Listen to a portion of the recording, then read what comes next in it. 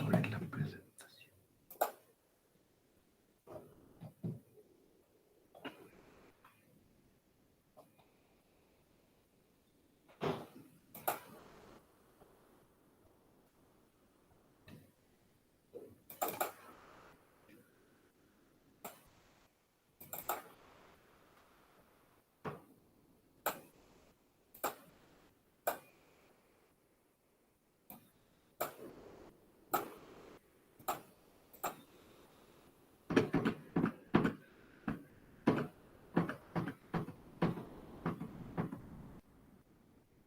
Profe, Sí, está bien.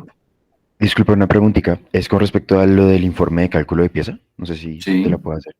sí, cuéntame. Profe, gracias, profe. Con respecto a los cálculos de rigidez, la pieza debe garantizar mínimo un factor de seguridad de ¿cuánto, profe?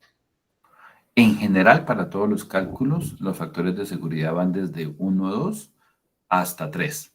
Ustedes ya eligen en qué tan inseguros quieren estar en su diseño.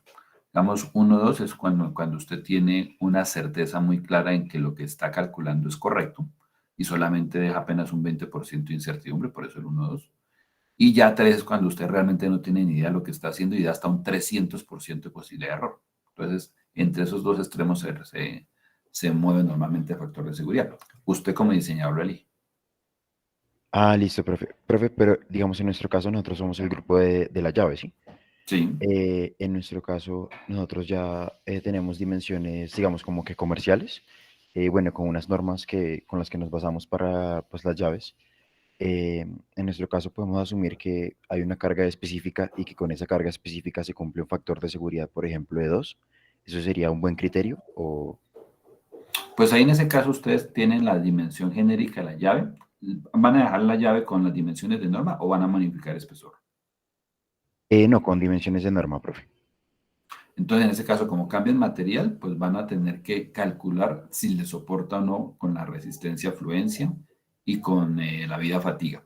Si les da una vida fatiga muy corta, entonces los obligaría necesariamente a tener que recalcular la pieza, o sea, aumentar espesores, porque el SAMAC tiene una resistencia menor que el acero cromo molibdeno. Y ya para el lado de la carga, esa sí es la misma. O sea, usted no importa si la llave es hecha de madera o si es hecha de acero, usted tiene que utilizar que van a aplicar la carga de una persona. Y recuerda que por ergonomía el peso máximo que puede aplicar una persona es su propio peso. O sea, que separen la punta de la llave físicamente. Entonces, en ese caso, pues con esa carga ustedes harían el cálculo y tienen que asegurar que tenga, o sea, que no se deforme y que tenga un factor de seguridad mayor a 1 a deformación, que tenga una vida fatiga mínima esperada. Es decir, si ustedes dicen, ustedes son los que deciden, esta llave está pensada para durar, por ejemplo, 10 años, y entonces deciden una frecuencia de carga. Entonces, una llave que se va a estar, por ejemplo, aplicando aprietes 2, 3 veces al mes, y en cada apriete se está aplicando un ciclaje, por ejemplo, de 40 llaves, 40 giros, por ejemplo. Entonces, con eso ustedes calculan en 5 años cuántos ciclos serían y verifican si ese material con ese espesor puede soportar o asegurar la vida que ustedes quieran. Pero usted como diseñador decide, esta es una llave para 5 años, para 10 años, para 20 años. Ah, Y en ok, el caso de profe. la rigidez, lo que tiene que decir es no voy a dejar que la punta se me deforme más allá de tanto, por ejemplo, de 1 milímetro, porque eso ya implicaría que vamos a tener un desplazamiento exagerado. En ese caso, el criterio básicamente es que no se sobrepase el espaciamiento entre dientes de la llave, ¿no? Recuerda que las llaves están pensadas para que uno pueda hacer un movimiento de 30 grados. O sea, si no puede uno hacer un movimiento de 30 grados, sino que el movimiento es menor, es imposible volver a coger una cabeza hexagonal y volverla a acoplar. O sea, con eso me refiero a lo siguiente. Como las llavecitas tienen más o menos... Ah, pero espera que yo no he compartido pantalla, no estaba hablando.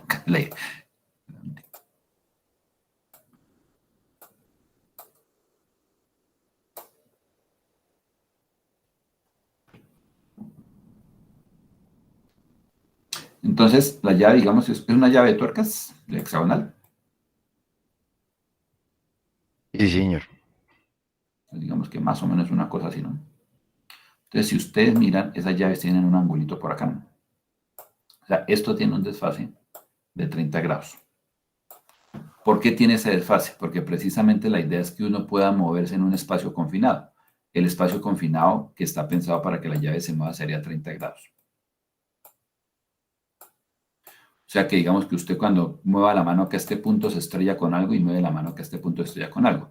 Si el espacio es menor que ese, es imposible que usted pueda encajar esta llave en la cabeza porque el espaciado que hay acá precisamente es de ese valor.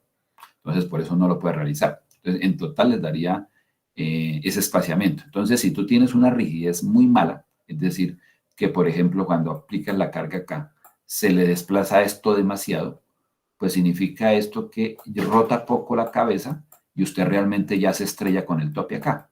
Y entonces no podría ejercer efectivamente el movimiento mínimo necesario. Entonces, con base a eso es que ustedes pueden decidir cuánto es lo máximo que le van a permitir de deformación a la llave, de deformación elástica. Ok, profe. Y todo eso considerando el peso máximo, ¿sí? O sea, que sería como... Sí, eh, exactamente, que sería que es que la persona que es, digamos, el caso que no debería ser así, pero uno debe enseñar pensando en esa condición, y es que si quiere apretar algo o quiere aflojar algo, la persona se para físicamente en la llave, como hacen para aflojar o apretar la llanta a los carros. Entonces usted asume, bueno, ¿y quién se va a subir? No se va a subir un bebé. Entonces tiene que asumir el peor de los escenarios. Por ejemplo, que se va a subir es un gordito de 100 kilos. Listo, profe.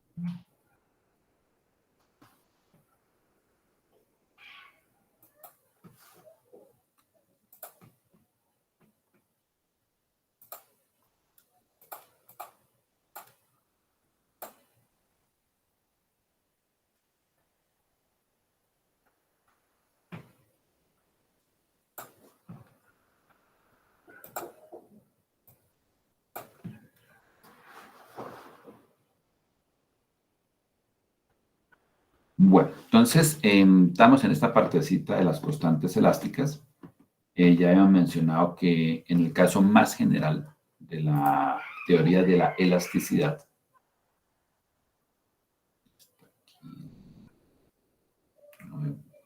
estás a este lado. Aquí tenemos la ley de Hooke, esta que está acá abajito. Entonces tenemos que esfuerzo es igual, en el caso escalar, a módulo elástico por la deformación. Pero esta es la ecuación matricial que tiene en cuenta todo el posible estado de fuerzas del cuerpo. Entonces, aquí tenemos una matriz que tiene 81 constantes elásticas y que en el caso de que tengamos materiales que son altamente isotrópicos o que se acercan a ese ideal, muchas de esas constantes se van a igualar entre sí y va a ser fácil calcularlas y resumirlas a pocos valores. Entonces, en esta tablita de la lectura, lo que nos decía era que, por ejemplo, para el caso de estructuras de este estilo, una estructura triclínica que es de las más anisotrópicas que hay, vamos a requerir que esa matriz tenga 21 constantes diferentes. En el caso muy altamente isotrópico de un material cúbico, como es el caso del hierro, del aluminio, del cobre, vamos a tener 3 constantes independientes. O si es un material idealmente isotrópico, que es un material ideal que no se parece a ningún material real, vamos a tener solamente 2 constantes. Esto es lo que se ve en el curso de resistencia de materiales, este material. Entonces, para ese escenario, noten que la matriz realmente tiene todas estas constantes, ¿no? Constantes C1, C1, así todas, así hasta que se llena completamente la matriz. Por ejemplo, acá está para el caso del aluminio, como son las constantes. Estas son las constantes elásticas de la matriz. Para el caso del cobre, para el caso del tungsteno, y son materiales todos cúbicos. Ahora, ¿cómo resultan esas constantes relacionándose con los coeficientes que nosotros conocemos? Entonces, noten, por ejemplo, que nos dicen que el elemento 1,1 de la matriz es igual a 1 sobre el módulo de elasticidad. El elemento 1,2 es igual a menos Poisson sobre el módulo de elasticidad. Y el elemento 4,4 es igual al módulo de rigidez. Entonces, ahí es donde hacemos la simplificación y logramos aterrizar la matriz a lo que ustedes ya conocen de los casos escalares, que fue lo que vieron en el curso de resistencia de materiales.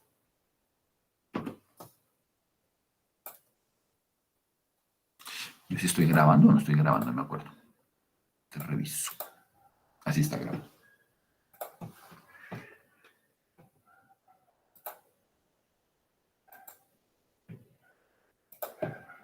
Entonces, ese capítulo del libro de ITER nos habla del comportamiento elástico, pero realmente a nosotros en manufactura nos interesa es el comportamiento plástico. Ese es nuestro interés realmente.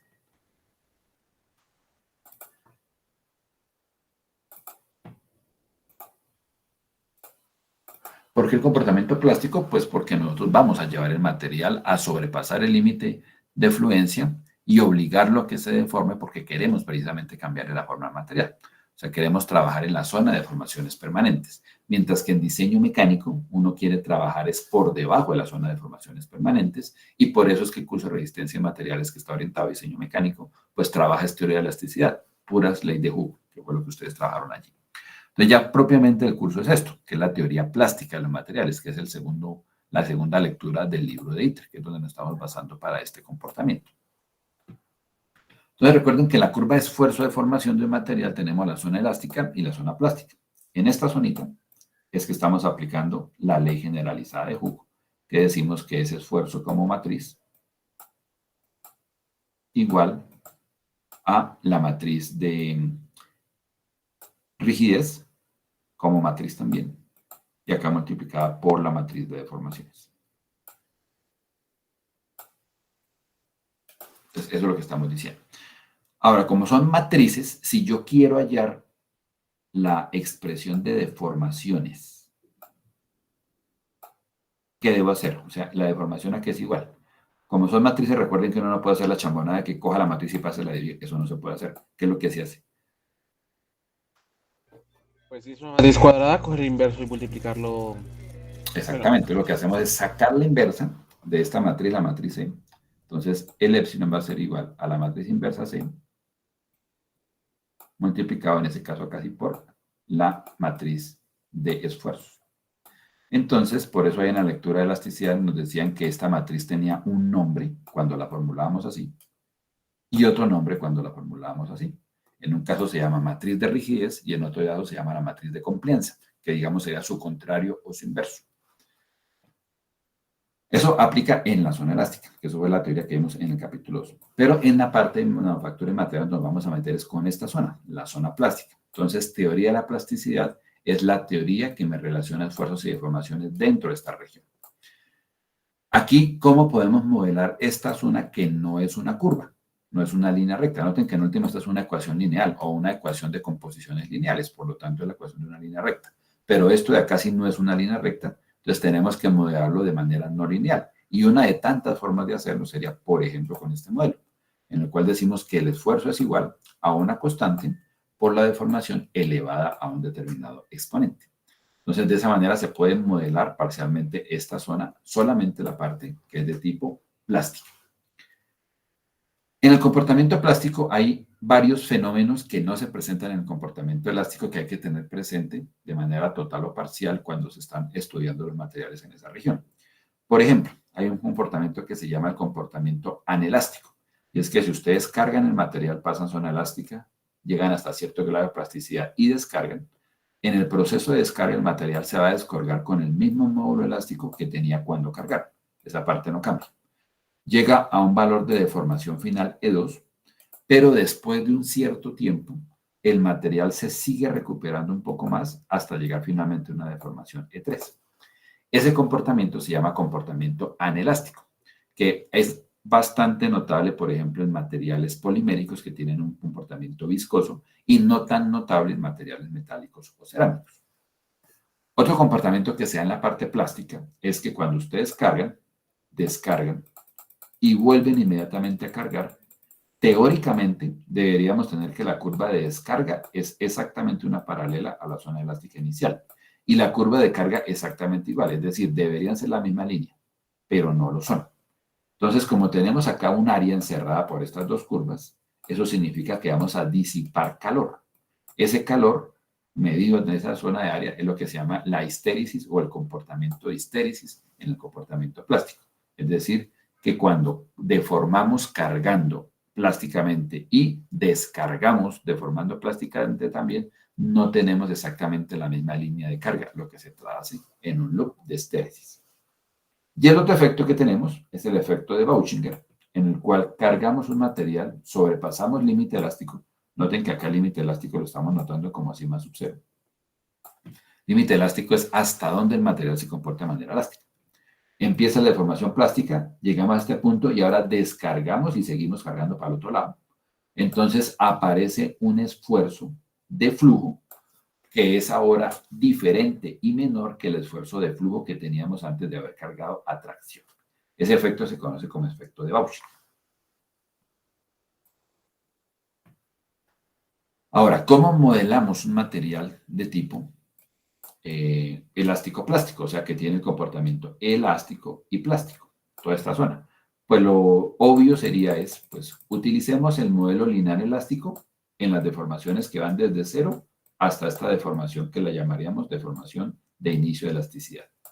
Y de esta deformación en adelante, utilicemos el modelo plástico. ¿Acá qué modelo va? Pues sería esfuerzo, en el caso que fuera escalar, igual a módulo elástico por deformación.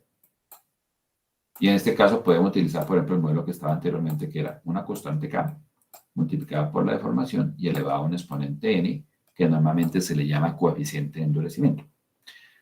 Digamos que ese es el modelo, digamos, más obvio, pero es el más complicado de trabajar. Hay otras simplificaciones que son esas tres que aparecen aquí a la izquierda.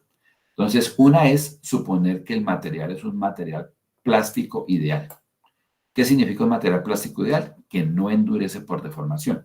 O sea, que cuando llegue a fluencia en este punto, se vaya completamente constante. O sea, que la deformación incrementa a carga constante.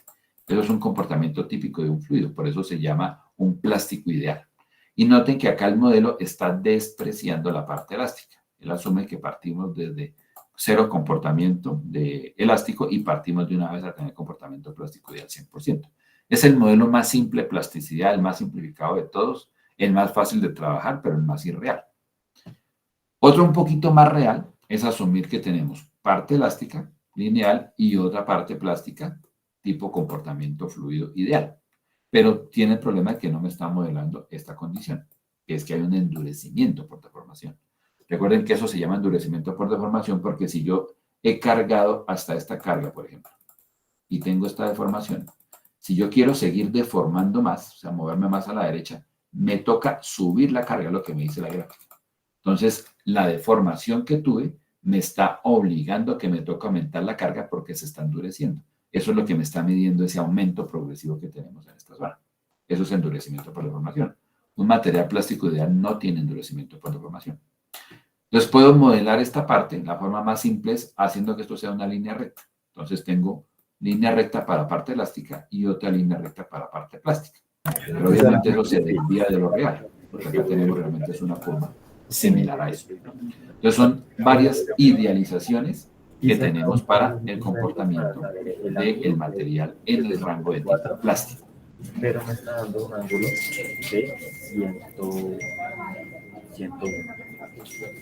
para este ángulo.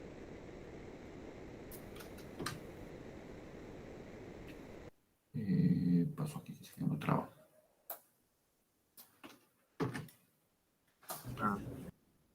Se perdió. Ahora sí. Entonces, en la parte plástica es importante que trabajemos con algo que ustedes le mencionaron, resistencia de materiales, que es el esfuerzo verdadero y la deformación verdadera, porque los esfuerzos de ingeniería y deformación de ingeniería no son adecuados en general para trabajar en el rango plástico, ya que nos subestiman los esfuerzos. Y subestimar esfuerzos tiene el inconveniente de que nos va a llevar a errores en los cálculos, por ejemplo, a la hora de estimar la prensa necesaria para generar un proceso de formación.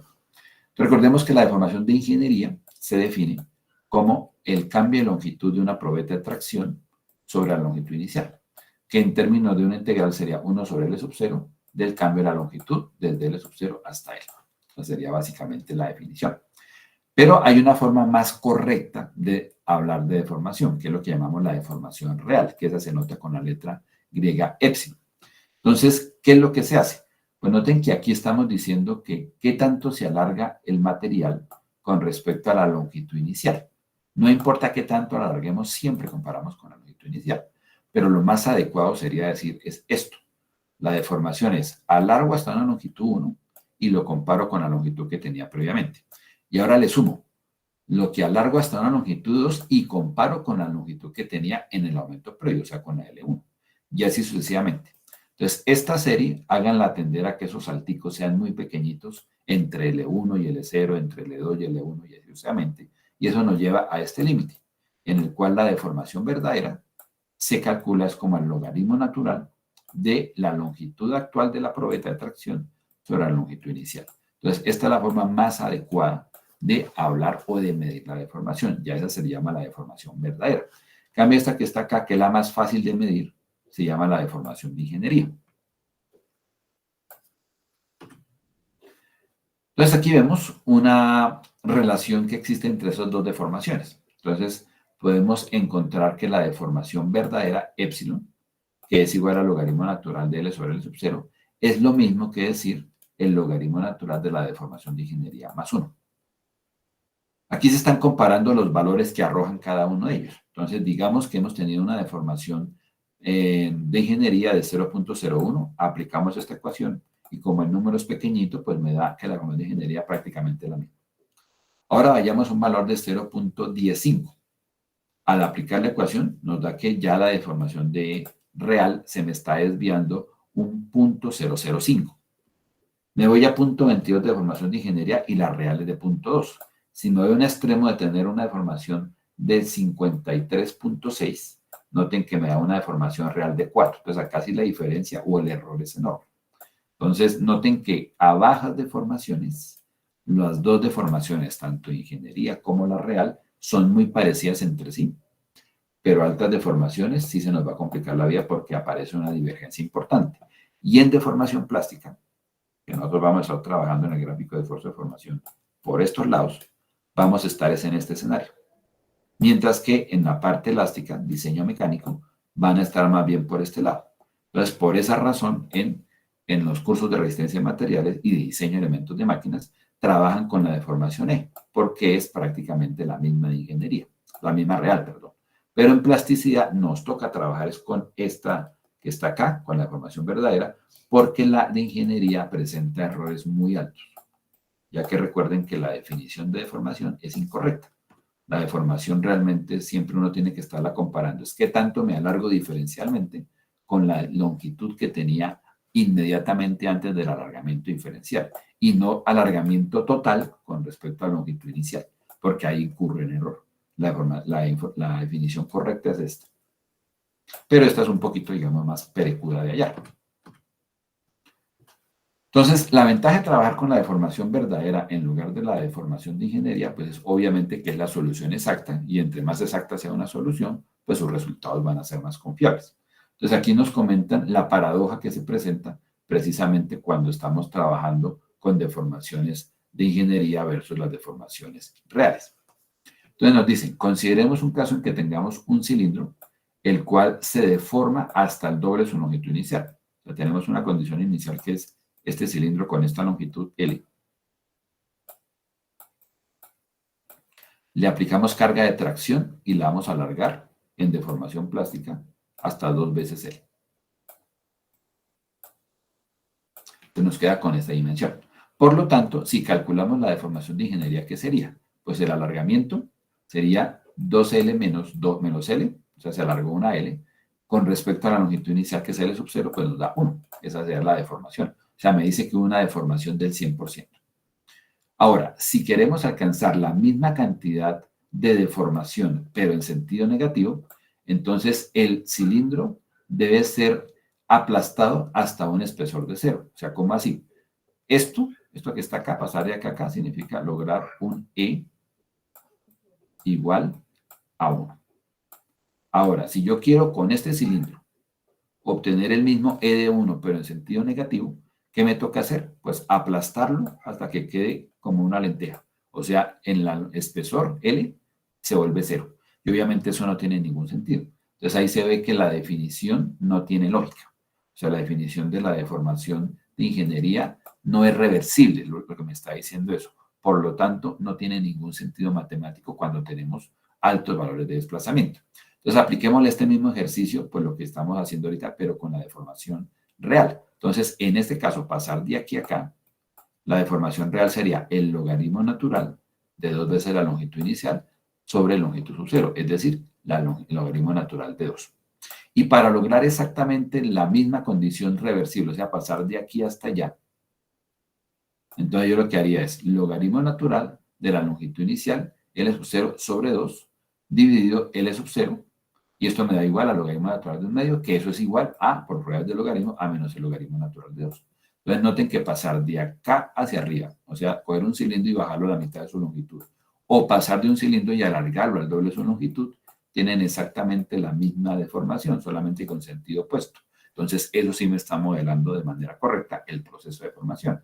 En cambio, esta deformación de ingeniería está cometiendo errores en su apreciación. ¿Sí es clara lo que se quería comentar ahí con eso la lectura?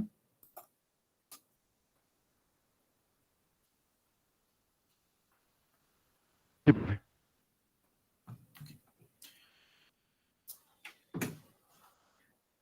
Hay un precepto o un concepto importante en plasticidad que no se cumple en elasticidad. Recuerden que en elasticidad decíamos que un estado de esfuerzo es complejo.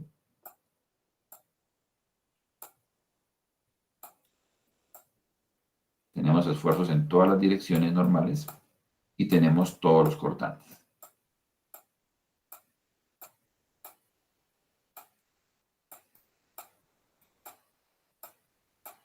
Yo puedo hacer que esto sea equivalente al mismo elemento diferencial con un componente medio o llamado hidrostático o promedio, en el cual los esfuerzos normales son iguales en todas las direcciones. En este caso lo que va a hacer es que coge al cubo y lo expande, más el mismo elemento diferencial, sin rotarlo,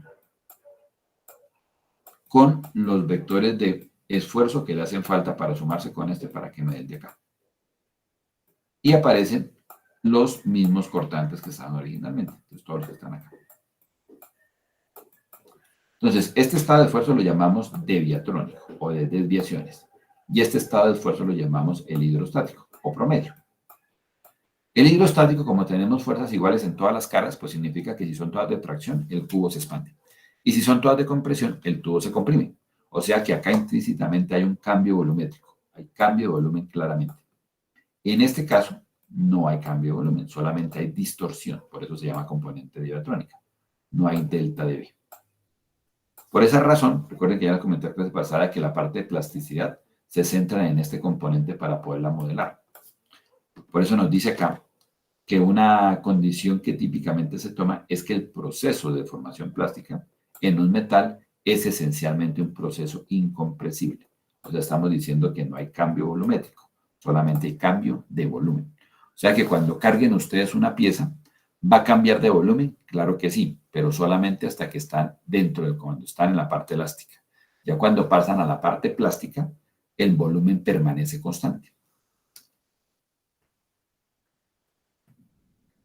Entonces, eso pues se traduce en lo que vemos acá. Entonces, aquí está el porcentaje de deformación volumétrica. ¿Cómo se define? Pues como cambio de volumen con respecto al volumen inicial. Entonces, ¿cómo lo calcularíamos? En el caso de la deformación de ingeniería sería 1 más lo que se expande en X, 1 más lo que se expande en Y, 1 más lo que se expande en Z, multiplicamos por dx de Y de Z y le quitamos lo que tenía antes de la expansión. Y eso lo dimos por el volumen del cilindro del cubo original, que sería de X de Y de Z. Entonces, con esa razón nos da que el cambio volumétrico esperado va a estar dado por esa expresión.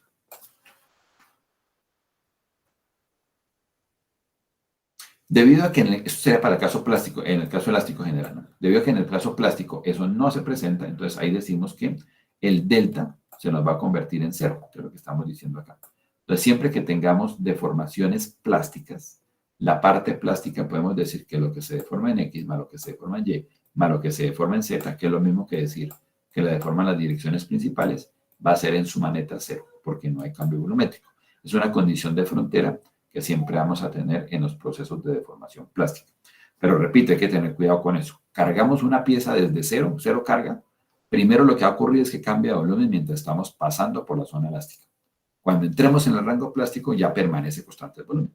Ahora, descargamos la pieza, la dejamos de deformar. ¿Va a haber recuperación de parte elástica? Claro que sí, por lo tanto va a haber una expansión de volumen. ¿Qué parte se expande? Pues la que se contrajo inicialmente la parte elástica cuando pasamos por ella. Pero la parte plástica no me aumenta ni me disminuye volumen, solamente la parte plástica. Debido a esa constancia de volumen, pues uno puede decir que esto se cumple.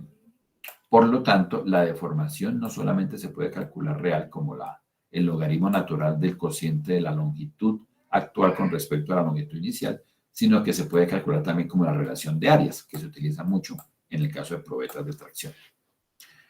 El esfuerzo verdadero, ¿cómo se define? Pues es el esfuerzo que estamos aplicando en cada instante de tiempo, que sería carga con respecto al área instantánea.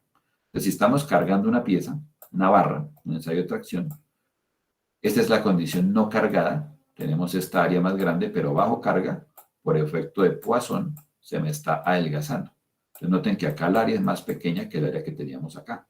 Por lo tanto, el área instantánea va cambiando. Uno debería estar midiendo el área continuamente e ir dividiendo a la carga actual que tengo con el área instantánea que tengo en ese momento. Ese es el concepto de esfuerzo verdadero. Cambia el esfuerzo de ingeniería, escoja todas las cargas y divídalas por el área inicial de la pieza. Pero el área inicial de la pieza no está conservando, esa está cambiando. Entonces, esa es la diferencia sutil que hay entre el esfuerzo de ingeniería y el esfuerzo verdadero. Ahora, en el rango elástico, pues estas dos, como las deformaciones elásticas son tan pequeñas, pues no me cambia mucho el A con respecto a la sub-0 y entonces casi que podemos decir que sigma es aproximadamente igual a S en rango elástico. Pero en rango plástico, no. Entonces, tanto por el lado de deformaciones como por el lado de esfuerzos, tenemos divergencias importantes entre el rango elástico y el rango plástico. Esta sería la relación que hay entre el esfuerzo real con respecto al esfuerzo de ingeniería. Noten que en la medida en que la deformación es más grande, pues voy a tener una mayor desviación entre S y sigma. Se van a hacer más diferentes. O sea, más nos estamos metiendo dentro de la zona plástica y alejándonos de la zona elástica. Aquí está un ejemplo de aplicación de esas ecuaciones. Entonces tenemos que un ensayo de tracción en el cual tenemos una varilla o una barra calibrada de 12 milímetros de diámetro inicial y que tiene 50 milímetros de longitud. Esa probetica alcanza una carga máxima de 90 kilonewton y fractura a 70 kilonewton. Entonces, el mínimo diámetro a que se presenta la fractura es de 10 milímetros. Entonces nos piden, determine el esfuerzo de ingeniería y a la carga máxima y el esfuerzo verdadero a la carga máxima. Entonces, ¿cómo calculamos el esfuerzo de ingeniería? Por la carga máxima con respecto al área máxima. En este caso sería los 90 kilonewton, que fue la carga a la cual se aplicó máxima. Y tenemos acá el área de la probeta. ¿Cuál es el área de la probeta máxima? Por la con la cual arrancó. Pi por 12 por 10 a la menos 3 al cuadrado sobre 4. Y nos da 796 megapascales. Ahora vamos a hallar el esfuerzo real del proceso de fractura. Entonces colocamos la carga de fractura, que fue 70 kilonewton, y le dimos por el área real de falla final, que fue de 10 milímetros. Entonces en ese caso nos da 891 meganewton. Eso es el esfuerzo verdadero. Ahora nos piden, determine la deformación verdadera a la fractura. Entonces, ¿cómo la sacamos? Como el logaritmo natural de A sub 0 sobre A sub f. Por lo tanto, nos va a dar 0.365. ¿Cuál es la deformación de ingeniería a la fractura? Entonces, tomamos esta deformación, esta ecuación. Ahí lo que hacemos básicamente es despejar y por lo tanto nos va a decir que tenemos una deformación de 0.44. Noten que esta deformación de 0.44 es diferente a esta que está acá. Y además de eso, noten que los esfuerzos tampoco nos están dando iguales. O sea, en conclusión, existen diferencias muy notables en aplicar las ecuaciones de deformación y esfuerzo de ingeniería en la zona plástica o en fractura que está dentro de la zona plástica con respecto a lo que no hace en elasticidad. Los errores son muy importantes. Entonces, por esa razón, hay que olvidarse completamente de esas fórmulas de carga por unidad de área inicial y de alargamiento sobre longitud inicial, porque nos van a llevar a errores si se nos ocurre aplicarlas dentro de la zona plástica. Ahora vayamos a lo que es la parte clave de cuándo inicia el proceso de deformación plástica. Entonces, pues uno diría, pues que eso es como tan obvio que por qué razón tenemos que buscar un criterio. Pues cuando deje esto de ser elástico, que normalmente es cuando deja de ser una línea recta, aunque no necesariamente es así, es cuando empiezan las deformaciones plásticas. Digamos que son conceptos diferentes. Una cosa es el esfuerzo hasta el cual se compra la línea recta, que eso se llama límite proporcional, y otra cosa es el esfuerzo hasta el cual se tiene el comportamiento elástico, que eso se llama el límite elástico. Y otra cosa distinta es el esfuerzo de fluencia, que es el esfuerzo al cual se presenta flujo a carga constante en el material. Lo que pasa es que esos tres esfuerzos en la práctica, en muchos materiales están uno muy cercano al otro. Tenemos tres criterios de resistencia muy pegados. Entonces, lo que hacen las normas de ensayo de materiales, ya que es muy difícil distinguirlos entre ellos, pues tomen una deformación de 0.02 trace una secante, o sea, una paralela a la parte elástica, y allá donde corte la curva, ese usted tómelo como el esfuerzo de fluencia convencional o yield point. O sea, es un esfuerzo definido por norma, en el cual usted ya lo toma en el área de diseño como el criterio para decir hasta dónde van las deformaciones elásticas y desde dónde empiezan las deformaciones plásticas. Pero realmente ese esfuerzo no es el de inicio de deformaciones elásticas o plásticas, es más bien es el esfuerzo límite elástico que es difícil de determinar. Y esto se saca para una probeta de tracción. Es decir, nosotros tenemos un ensayo en el cual estamos sometiendo un material que tiene una sección reducida generalmente a una carga uniaxial en la cual un elemento diferencial que esté en la zona de deformación y fractura, por acá en la mitad de la probeta, está sometido únicamente a carga de tipo tensional, o sea, en una sola dirección. Es el esfuerzo aplicado. Y esto en un ensayo de tracción nos dice que empieza a fluir cuando sobrepase el esfuerzo de fluencia convencional, o sea, el yield point o el FY. Pues cuando eso se ha sobrepasado, ahí tenemos la fluencia. Pero en las piezas que nosotros estamos viendo en diseño mecánico o en manufactura, nosotros que tenemos una pieza de forma compleja, la papa que antes habíamos comentado, que tiene un empotramiento, que tiene unas cargas, que tiene unos momentos aplicados, y que cuando yo mido en cualquier punto qué estado de esfuerzos tiene, eso me da es un estado general de esfuerzos en el cual todas las caras tienen normales y todas las caras tienen constantes.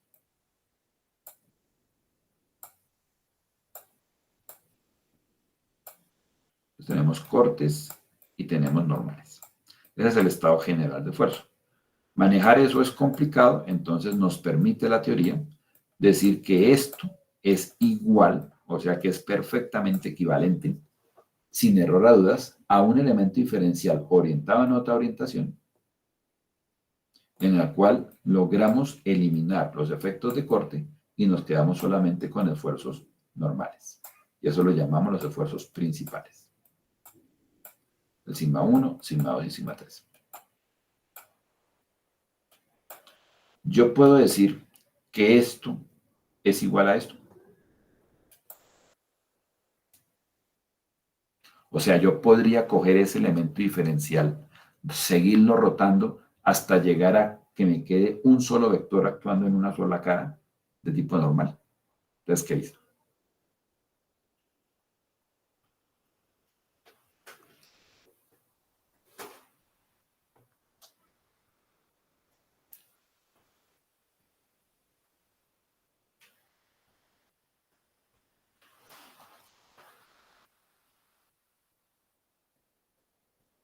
Tenemos ahí tres vectores mutuamente perpendiculares.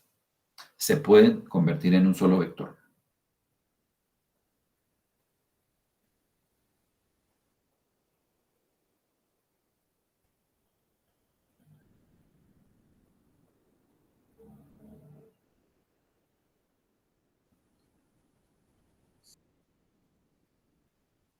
O sea, yo podría sumar sigma 1, sigma 2 y sigma 3 y sacar un vector resultante, ¿o no? Trasladándolos y poniendo Y nos interesa este ángulo acá. momentos.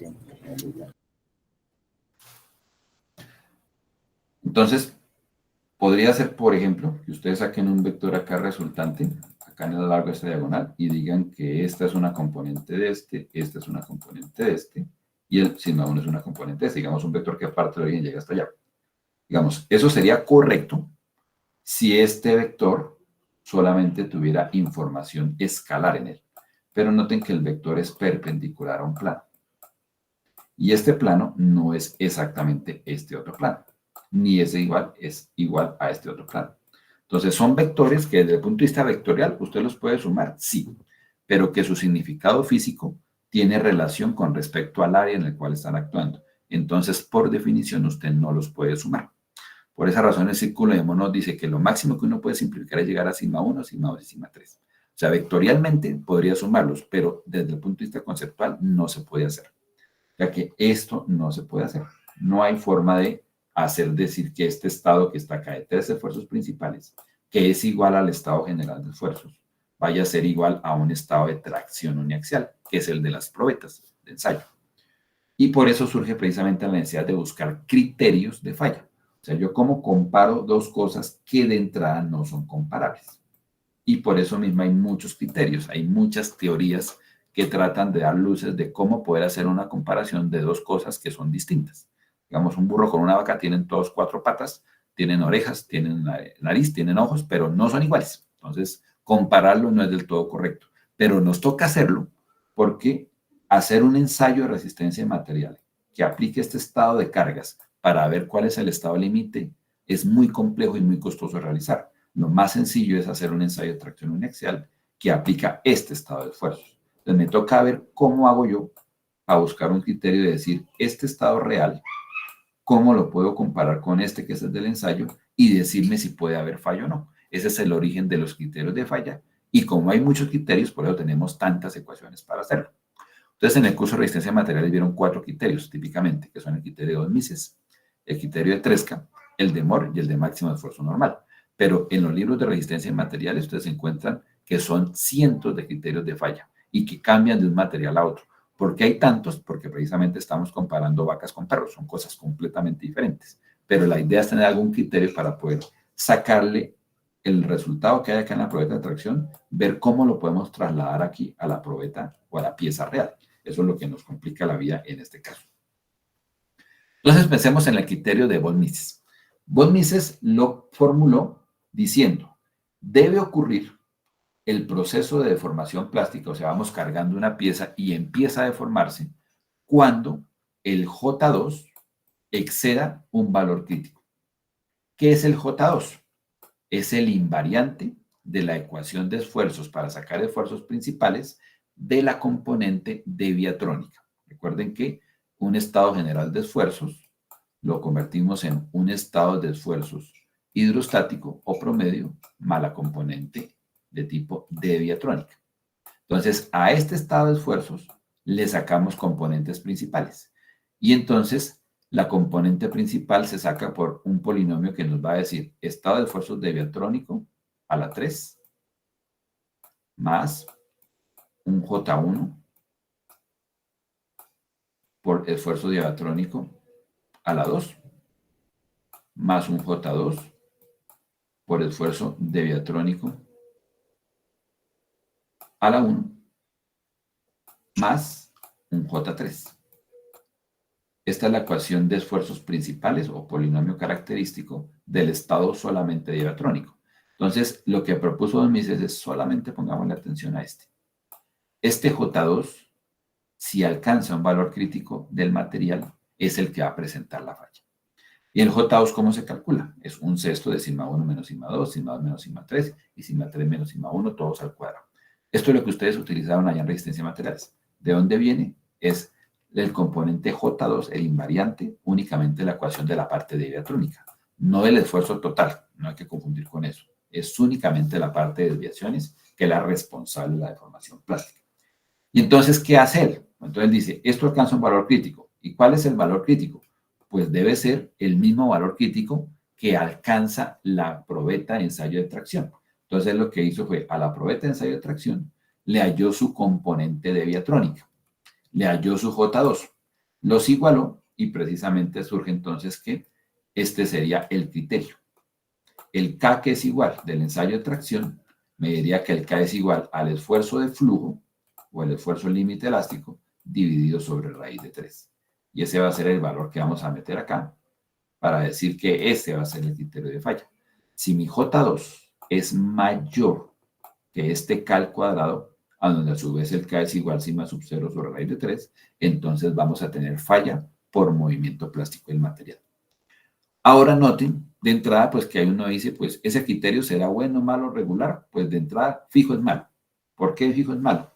Porque el estado completo de esfuerzos es todo este. Y de ese solamente estamos tomando esta componente, esta parte. Y de esta parte, que está modelado con esta ecuación, solamente tomo un coeficiente. Entonces, claramente estoy dejando por fuera información. No estoy teniendo en cuenta el J1, ni el J2, ni el J3, perdón, ni tampoco estoy teniendo en cuenta la parte hidrostática. Luego hay cosas que no estoy teniendo en cuenta en el modelo, por lo tanto es imperfecto y por lo tanto tiene errores. Entonces, siempre que hagamos esa equivalencia del estado de esfuerzos multiaxial a un estado uniaxial, vamos a tener que desechar información que puede o no ser importante y por lo tanto al final el criterio de falla va a tener ciertos defectos. Nunca va a ser perfecto precisamente porque estamos igualando vacas con perros. Se parecen pero no son iguales. Aquí está una vez reemplacemos en esta ecuación de arriba el valor del sigma sub 0, cómo queda el criterio de falla. Entonces, si mi resta del esfuerzo principal 1 menos el 2 en mi pieza, el 2 menos el 3 menos el 1, todo al cuadrado, raíz cuadrada y sobre raíz de 2, me da mayor o igual que sigma sub 0, tengo falla por deformación plástica en mi material. Esto lo puedo colocar en términos no de esfuerzos principales, sino de esfuerzos aplicados. Ahí están todos los sigmas y todos los taus. Ese es el criterio de falla de von Mises. Y noten que se llama de máxima energía de distorsión, pero como von Mises lo planteó fue así. Es un criterio basado en el invariante 2 de la componente diatrónica del estado total de esfuerzos. Él por ningún lado habló de energías. Más adelante vemos por qué se llama también criterio de máxima energía de distorsión, pero no fue porque lo propuso así originalmente von Mises. Entonces aquí está un ejemplo de aplicación. Tenemos un estado general de esfuerzos en el cual estamos aplicando tracción en una dirección, noten 100 paxales, compresión en la dirección perpendicular de 50 y tracción en la tercera dirección de 200. Y tenemos un cortante de 30 megapascales. Entonces nos dice, se trata de una aleación de aluminio 70-75 con tratamiento T6 que tiene un esfuerzo de flujo o de límite elástico de 500 megapascales. Y nos están preguntando, esta cosa que está acá, que es mi estado real de pieza, ¿será que esto puede fluir? O sea, ¿hay posibilidad de que esta cosa entre en fluencia? Entonces noten que ahí tenemos una confusión grande, porque tenemos un dato que es una carga uniaxial. ¿Cómo comparamos eso contra esto que es un estado de múltiples cargas? Entonces ahí es donde viene la utilidad del criterio de falla. Entonces el criterio de falla que nos dice es, coja estas cargas, haya un esfuerzo equivalente que se llama esfuerzo equivalente de 2 meses, que es toda esta basura que está acá. La comparamos con el esfuerzo de flujo del ensayo de tracción uniaxial y miramos qué tan grande o qué tan pequeño está. Entonces noten que acá, ¿qué me está diciendo? Al hacer toda esta multiplicación me dice que todo esto que está acá me da 224 megapascales. ¿Cuánto es el esfuerzo de flujo? 500 megapascales. Conclusión, según el criterio de falla, ¿debemos esperar flujo del material o no?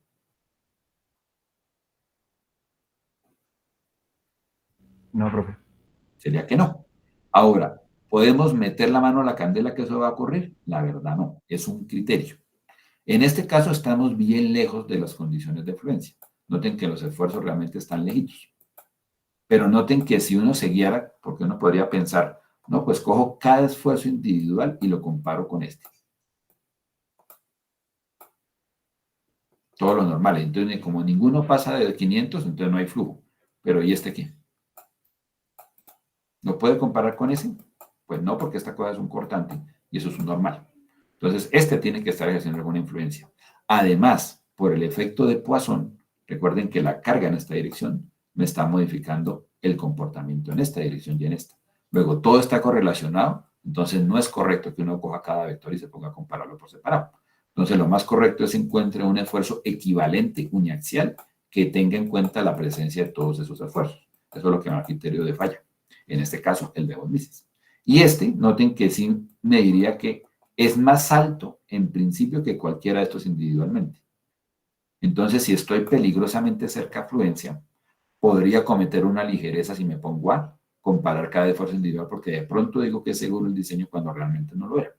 Entonces, en este caso, noten que ahí se ve clarito con este ejemplo, que el criterio de falla es necesario para poder comparar una condición uniaxial con una condición multiaxial, pero que tiene sus detalles. Por eso es mejor utilizar factores de seguridad generosos, porque tenemos que alejarnos lo más que podamos de esa zona de falla, porque ahí la teoría no aplica del todo correctamente. Estamos comparando dos condiciones completamente diferentes. En el caso del ensayo de torsión, ustedes recordarán que allá se logra que el K, en ese caso para el componente, es igual a 0,577 del esfuerzo de flujo. Entonces, esto es el criterio de falla de von Mises y eso fue lo que ustedes aplicaron allá en resistencia de materiales. Ahora, ¿por qué se llama también criterio de máxima energía de distorsión? Resulta que Henke, también por la misma época, él propuso una teoría de falla que no siguió la misma ruta que hizo von Mises, sino lo que dijo es, ¿cuándo va a empezar a fluir un material? Él lo que dijo es que cuando la energía acumulada por la componente deviatrónica alcance un valor crítico, ahí se va a presentar la falla. Entonces, la lógica del cual fue, tenemos que cuando estamos cargando un cuerpo, tenemos un cuerpo y le estamos metiendo fuerza, lo que está ocurriendo allá internamente es que él está acumulando energía, o sea, está absorbiendo energía. Entonces, la energía total que está acumulándose allá ante ese cuerpo, digamos la energía absorbida, pongámoslo así, energía mecánica. Noten que hay una energía absorbida porque los puntos de aplicación de carga se van moviendo en la medida en que se va comprimiendo el cuerpo. Y fuerza por desplazamiento es trabajo, por lo tanto este cuerpo está chupando energía. Entonces esa energía que está chupando va a ser lo que chupa por la parte elástica, que sería la componente hidrostática, más lo que chupa por la componente diatrónica. Entonces Henke lo que hizo es, voy a mirar la componente de desviaciones, sí, pero lo que voy a decir es, esta energía, cuando alcance un valor crítico, o sea, cuando sea mayor o igual que un crítico, que 1K, ahí tengo falla. Entonces, hizo su criterio y llegó exactamente a las mismas ecuaciones que llegó von Mises. Por esa razón es que el criterio actualmente se llama criterio de von Mises o Henke, o criterio de von Mises o máxima energía de distorsión, porque los dos me están hablando exactamente lo mismo, aunque los dos investigadores llegaron a ello por vías completamente diferentes. El hecho de que la energía total de deformación se puede dividir entre energía de cambio de volumen y energía que depende de la distorsión, entonces la expresamos de esta manera. Noten, acá tenemos la energía total de deformación, la energía en términos de invariantes de esfuerzo, o sea, no colocamos esfuerzo, sino pasamos invariantes, va a quedar así, esfuerzo total. Esta ecuación la podemos redistribuir si definimos estas constantes elásticas que tienen relación entre sí, que estuvimos en el capítulo 2. Por lo tanto, la energía total de deformación va a depender del invariante 1 de esfuerzo sobre 18 veces el módulo volumétrico de rigidez, más esta componente I1 al cuadrado menos 3 veces I2 sobre 6 veces el módulo de rigidez. Entonces, la parte que solamente depende de la distorsión, matemáticamente es esto. Noten que en este caso correspondería a esto. Este sería lo que ahorita llamé el U de distorsión, y este sería el U derivado del cambio volumétrico. Que sería el I hidrostático. Noten que tiene toda la lógica del mundo porque acá tenemos el módulo volumétrico, que es cuánto cambia la constante elástica volumétrica del material. Y está acá aplicándose el esfuerzo promedio. Recuerden que el invariante 1 es sigma 1 más sigma 2 más sigma 3 dividido 3. Esta componente de distorsión es lo mismo escribirla de esta manera, da igual. Y cuando la aplicamos para una probeta de tracción, el coeficiente de energía de distorsión me daría esto. Igualamos este con este y noten que llegamos exactamente a la misma ecuación de von Mises. Entonces, cuando llegaron a hacer eso cada uno por separado, vieron que sus criterios eran matemáticamente significaban lo mismo, entonces por eso se llama criterio de von Mises o de Henke, o criterio de von Mises o de máxima energía de distorsión. El otro criterio para fluencia material, recuerden que era el criterio de máximo esfuerzo cortante o criterio de Tresca. ¿Qué me dice ese criterio? Él me dice mi estado general de esfuerzos, ese fue de hecho el primer criterio que se generó, en el cual tenemos un círculo de Mohr tridimensional, en el cual tenemos dos círculos metidos dentro de otro, y los esfuerzos pueden estar en cualquier punto de las áreas hechuradas. Entonces tengo tres esfuerzos cortantes, máximo, ¿no? Acá tendría yo el tau 1,2. El más grande de todos es el tau 1,3. Y el siguiente en orden de magnitud entre los dos es el tau 2,3. Entonces, ¿qué hizo Tresca? Muy olímpicamente dijo, para que un material en estado complejo de esfuerzo no fluya, pues yo lo que creo es que si su tau 1,3 no sobrepasa el tau de fluencia de un ensayo de tracción unidimensional, pues no hay flujo. Y de nuevo la pregunta que le hacía ahorita, bueno, ¿y este qué? Hizo con la información que está acá. ¿Y este qué? ¿Se la come? Pues se la come sí porque es un criterio, estoy simplificando, estoy eliminando información. Noten que en el criterio de Mises se elimina invariante 1, invariante 2. Aquí estoy eliminando dos taus de los tres principales. Luego el criterio ya de entrada se ve que es imperfecto, pero me da un criterio. Damos un criterio, no importa que sea bueno o malo, al menos es un criterio. Entonces, el tau máximo que nos va a interesar es el más grande de los tres, sigma 1 menos sigma 3 sobre 2. Y lo calculamos para el ensayo de tracción en Excel. En el ensayo de tracción en Excel nos da que ese valor de tau máximo es sigma sub 0 medios. Sigma sub 0, recuerden que es el esfuerzo de flujo. Por lo tanto, igualamos estas ecuaciones y nos da básicamente que el criterio de Tresca lo que se reduce es a esta ecuacióncita que está acá. ¿Cuándo va a ocurrir flujo? Cuando al restar usted el esfuerzo principal 1 de su pieza con el esfuerzo principal 3, si esa resta le da igual o mayor que el esfuerzo de flujo del material uniaxial, tiene falla. Ese es el criterio de falla de Tresca. Noten que matemáticamente es muy simple, comparado, por ejemplo, con el de von Mises, pero tiene unas chambonadas muy grandes en cuanto a eliminar información. Por esa razón, ese criterio va a ser más imperfecto que el de von Mises, que es un poquito más evolucionado, como que pierde menos información que este.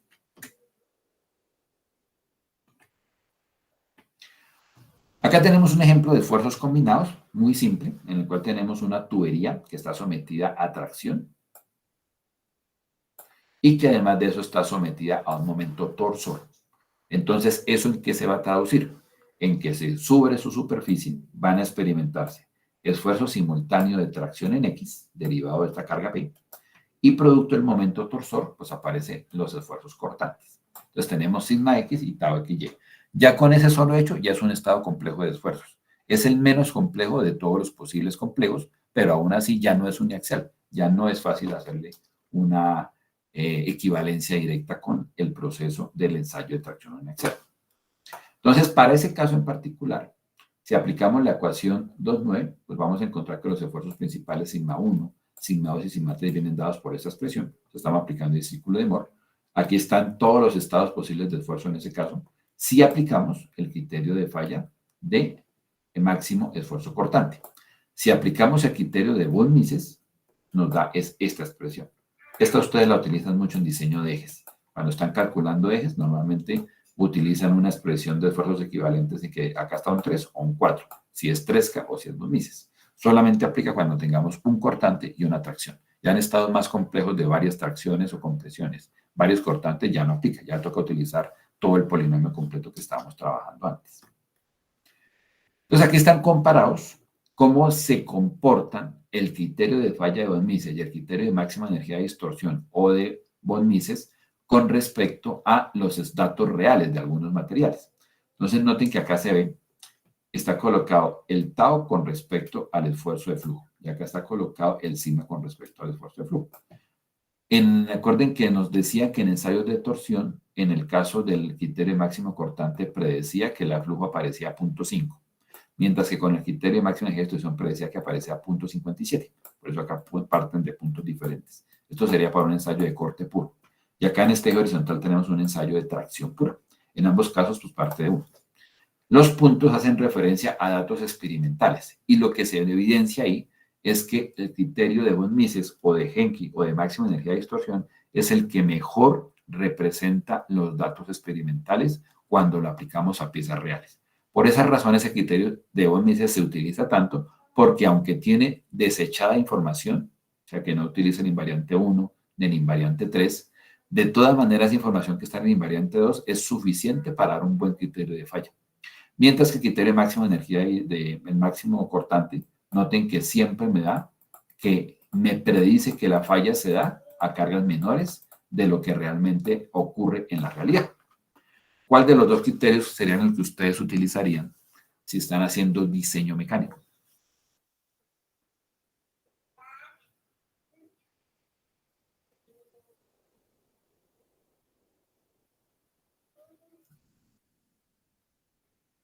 ¿Von Mises, profe? ¿O Vos me dices por qué. ¿Tú por qué lo elegirías? pues bueno, según eso es como más exacto, Porque ¿no? Se me refiero. es más exacto. Pero un ingeniero digamos, de aplicado diría, no, yo me voy por máximo esfuerzo cortante. ¿Por qué? Porque me está subestimando la falla. O sea, me está dando un factor de seguridad adicional.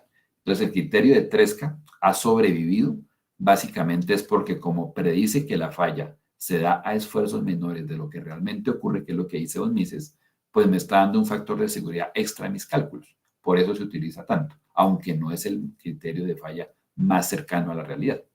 ¿Sí es claro ese razonamiento?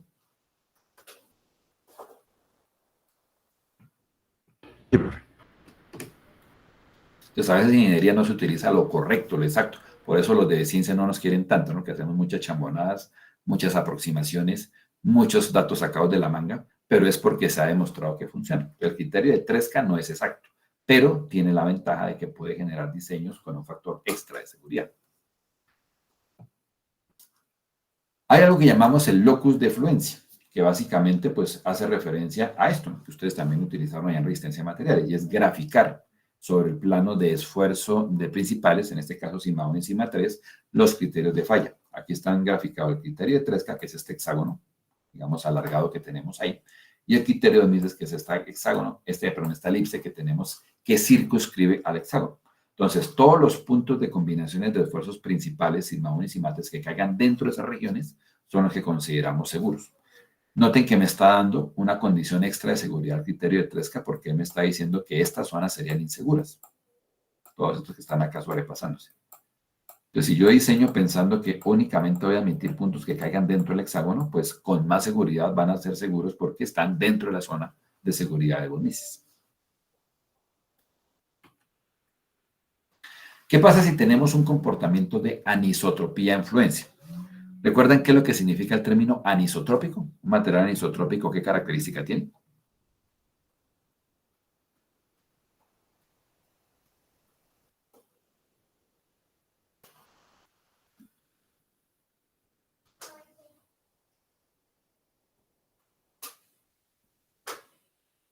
¿Qué ocurre con respecto a las propiedades?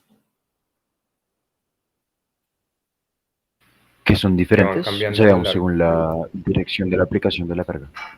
Según la dirección, correcto. Entonces, si es anisotrópico, en yielding significa que el estado de flujo, o sea, el esfuerzo límite de fluencia, va a ser distinto en el eje X que en el eje Y, que en el eje Z, y así en todas las direcciones. Ese sería un estado de anisotropía. Entonces, en ese caso, Hill propuso una modificación al criterio de falla de von Mises, en el cual básicamente lo que hizo fue modificar ese sistema para poder tener en cuenta de que vamos a tener esfuerzos de flujo diferenciales en cada uno de los tres ejes principales. Entonces, estos E, F, G y N son las constantes que definen el grado de anisotropía. En un sistema que tenga ortotropía, que es un tipo de sistema anisotrópico, entonces tendríamos que sigma 2 menos sigma 3 al cuadrado más sigma 3 menos sigma 2 al cuadrado más sigma 1 menos sigma 2 al cuadrado, lo modificamos por los H, E y F. Esto me mide la simetría. En la ecuación de von Mises normalita, recuerden que acá no había nada al lado de los corchetes que estaban al cuadrado. O sea, F era igual a G y G era H igual a 1. Por esa razón no los veíamos allá. Pero si quiero tener en cuenta la anisotropía, me toca meterlos explícitamente ahí. Y esas constantes que metemos ahí, pues tienen que cumplir con estas ecuaciones, que son las que en última me van a medir el grado de anisotropía de mi material. ¿Y qué pasa cuando se introducen? Pues que vamos a encontrar que la elipse original que teníamos, que era esta en un material isotrópico, que cruzaba por los mismos puntos sobre los ejes X y Y, o sea, los ejes de esfuerzo 1 y esfuerzo 2, ya no son iguales. Entonces ya tengo que se me vuelve una elipse imperfecta, se me alarga más hacia un lóbulo o hacia un cuadrante que otro. Ya en ese caso ya sería que si este material es anisotrópico, estos puntos que están acá ya son seguros en el material anisotrópico cuando en el isotrópico no lo era.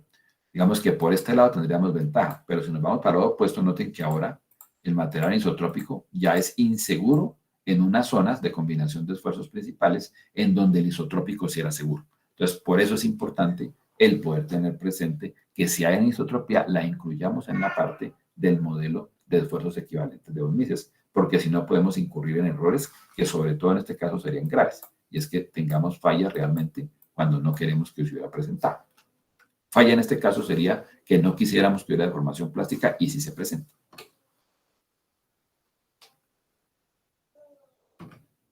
Ahora, ese círculo, pues, perdón, esa elipse y ese hexágono irregular que ustedes ven allá, realmente corresponde a una proyección de un gráfico o una superficie más general que la que estamos viendo acá.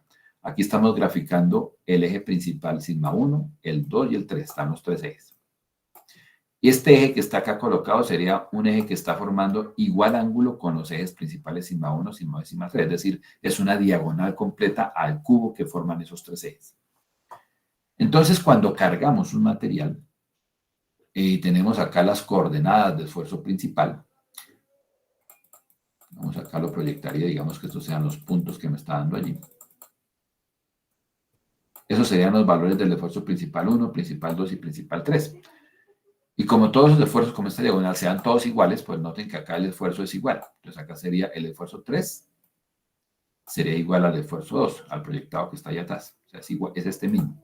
Y este que está acá es este mismo. ¿Por qué? Porque es que esta línea está formando exactamente, está atravesando por toda la mitad al espacio.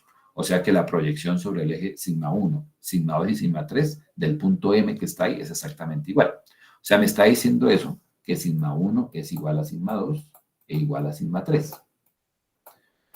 ¿Y en qué caso, en qué tipo de esfuerzo tengo que los tres esfuerzos principales son iguales? ¿Recuerdan cuándo se da la situación? Por ejemplo, cuando hago descomposición de esfuerzos que me quedan todos los esfuerzos en todas las caras iguales. ¿Eso cómo se llama?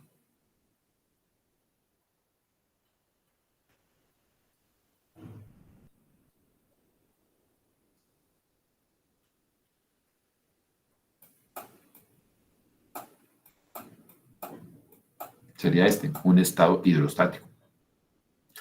O sea que un estado de esfuerzos en un punto yo lo represento en el gráfico de esfuerzos principales como una línea que cruza todo el espacio en una diagonal perfecta y los puntos que están sobre la diagonal es el estado hidrostático de esfuerzos, porque todos los esfuerzos principales son iguales. Ahora, ya cuando tengo componente deviatrónica, que recuerden que el esfuerzo total es parte hidrostática más parte deviatrónica, entonces sería este punto N. Entonces, el estado de esfuerzo realmente va a ser la parte hidrostática que vendría siendo este punto M y la parte deviatrónica viene siendo el radio que tiene acá el punto N. O sea, lo que se me amplía desde el eje de rotación o desde el eje de la diagonal principal que tengo yo ahí. Entonces, noten que ahí se le ve coherencia a lo que comentábamos antes. Por el lado de esfuerzos hidrostáticos nunca voy a generar fallas, simplemente lo que hago es cambio de volumen. Pero lo que me interesa ver es qué tan amplio es este cilindro, o sea, qué radio tiene, porque este N es el que depende directamente de la parte deviatrónica. Entonces, esto realmente es un cilindro de radio constante, que cuando cruce con algún plano, pues allá va a tener un punto de corte que va a ser una elipse, o un plano de corte que va a ser elíptico. Si estamos hablando del criterio de Tresca, lo que vamos a ver es un hexágono perfecto que va también a lo largo de esa diagonal y que cruza a una pareja de ejes, o sea, un plano, en forma de un hexágono irregular. Si es clara la relación entre este gráfico 3D con el 2D anterior.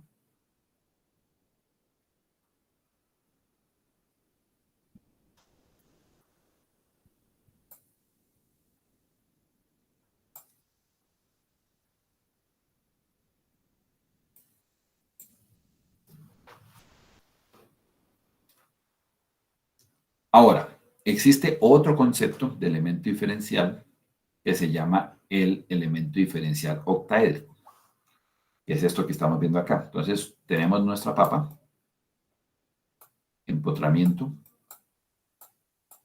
cargas, momentos, un punto en el cual queremos analizar los esfuerzos y por conveniencia ya voy a decir que ese punto no es modelado a través de un cubo, sino que lo vamos a modelar a través de un octaedro en que todas las caras son iguales. Tiene 8 caras en donde todas las caras son triangulares de tipo equilátero. Entonces, en un elemento de esos, el estado de esfuerzos va a quedar resumido a que en todas las caras va a estar actuando un esfuerzo normal, este que está acá, y un esfuerzo cortante, a los cuales lo llamamos el esfuerzo normal octaédrico y el esfuerzo cortante octaédrico. Y esa pareja de esfuerzos están actuando en todas las 8 caras.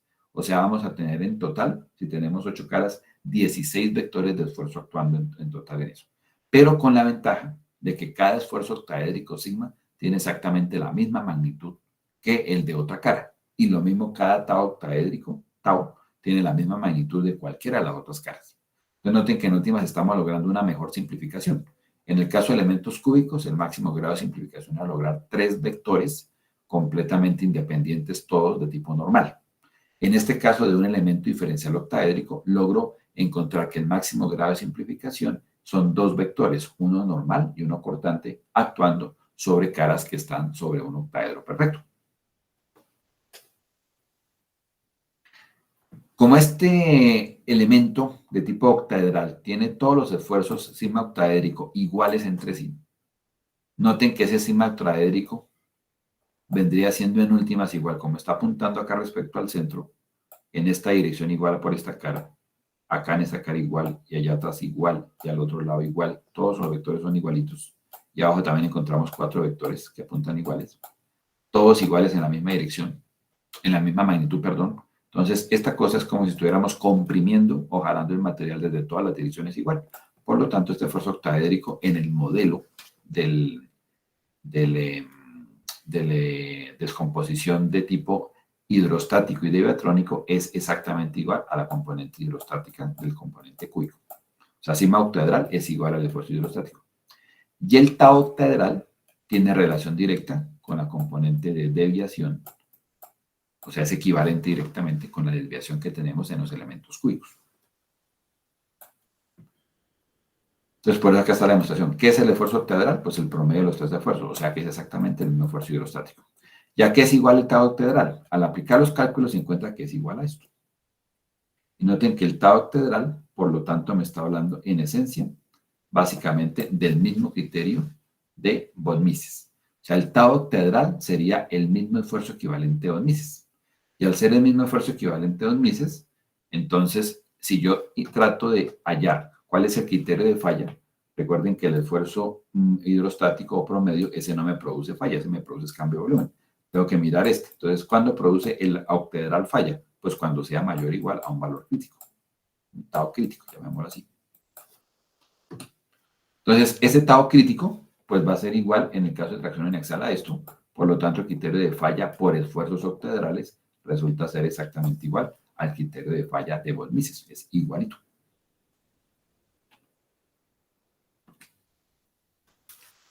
Aquí tenemos el valor de la deformación octaedral y de la deformación octaedral normal y la deformación octaedral de tipo cortante. Entonces, noten que ahí tenemos, digamos, si resumimos todo eso, tratamos de resumirlo, acá.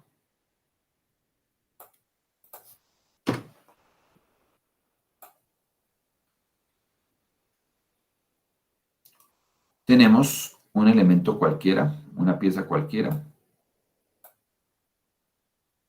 empotrada, con cargas, con momentos.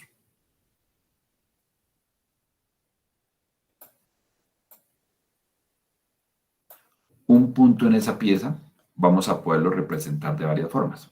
Primera representación, con los ejes que ustedes hayan escogido, con la orientación que hayan querido, les va a dar en general un elemento que va a tener 9 esfuerzos, 3 cortantes y 6, pero 3 normales y 6 cortantes.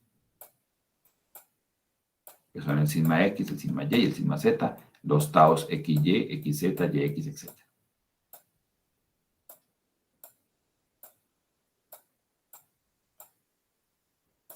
Ese mismo punto se puede representar en un sistema de ejes, digamos, orientado de manera conveniente con un elemento cúbico en el cual solamente vamos a tener 3 ejes, 3 esfuerzos y todos normales, que sería el esfuerzo principal 1, el esfuerzo principal 2 y el esfuerzo principal 3.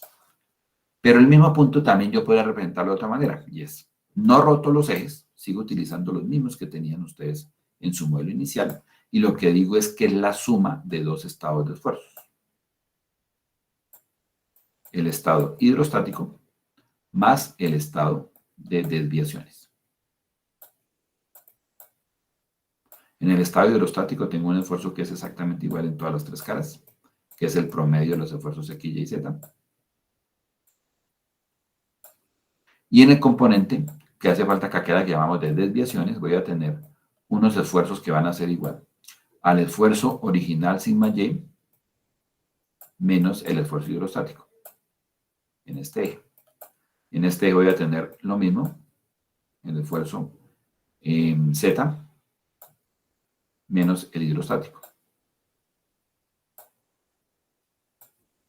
Y acá vamos a tener otro esfuerzo que también va a ser igual a el esfuerzo en X menos el hidrostático. Porque que si yo sumo esto con esto, noten que se me van los hidrostáticos y me queda sigma Y, sigma X y sigma Z, que son lo mismo que estaban acá arriba. ¿Qué si no tuve en cuenta en el hidrostático? Por ningún lado aparecen cortantes. Entonces, estos mismos cortantes que están acá, igualitos en forma y en magnitud, aparecen aquí. Son exactamente iguales.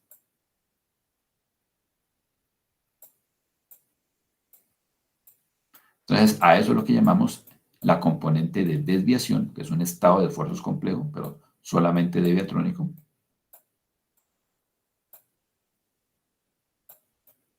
Y está la componente que llamamos la componente hidrostática. Esta hidrostática está asociada a cambio de volumen elástico, mientras que esta está asociada a cambio de forma, por lo tanto plástica. Pero también en el mismo punto yo puedo hacerle otra representación, y es decir que no modelo con un elemento diferencial cuadrado, sino con un octaedro. Y en ese caso, cada cara tiene un sigma octaedral y tiene un tau octaedral. Entonces, desde ese punto de vista, es mejor en cuanto a simplificación, pues porque tenemos, en lugar de 3 cantidades que teníamos acá, que era el máximo grado de simplificación, ahora tengo el 2. Entonces, 2 es más poquito que 3, entonces es más sencillo desde el punto de vista de cantidades de información. Pero el detalle es que un elemento de tipo romboidal me genera ejes que no son independientes entre sí, entonces el tratamiento matemático se me enreda un poquito más. Entonces, noten, ahí tenemos 4 formas de representar el estado de esfuerzo en un punto. Y todas son equivalentes entre sí. Ahora, en los ensayos de tracción uniaxial, nosotros tenemos que el estado es un cubo que me está generando es únicamente esfuerzo normal en una sola dirección. Entonces, esta cosa fluye cuando el esfuerzo sea mayor que el esfuerzo de flujo, entonces tenemos plasticidad. Ahí aparece el comportamiento plástico. ¿Cuándo ocurre el comportamiento plástico en cualquiera de estas representaciones? Entonces, eso es lo que nos hace la equivalencia a través de los criterios de los modos de falla, que son Von-Mises o Tresca. ¿Cuál es el más exacto de todos? El de Von-Mises. En diseño utiliza más que todo Tresca, pero nosotros vamos a utilizar fundamentalmente Von-Mises porque como es un dato más exacto, a nosotros nos interesa saber con precisión cuándo empieza la deformación plástica para sí mismo, poder estimar las cargas de deformación que son necesarias de aplicar. ¿Sí es claro lo que hemos visto hasta ahora de este capítulo?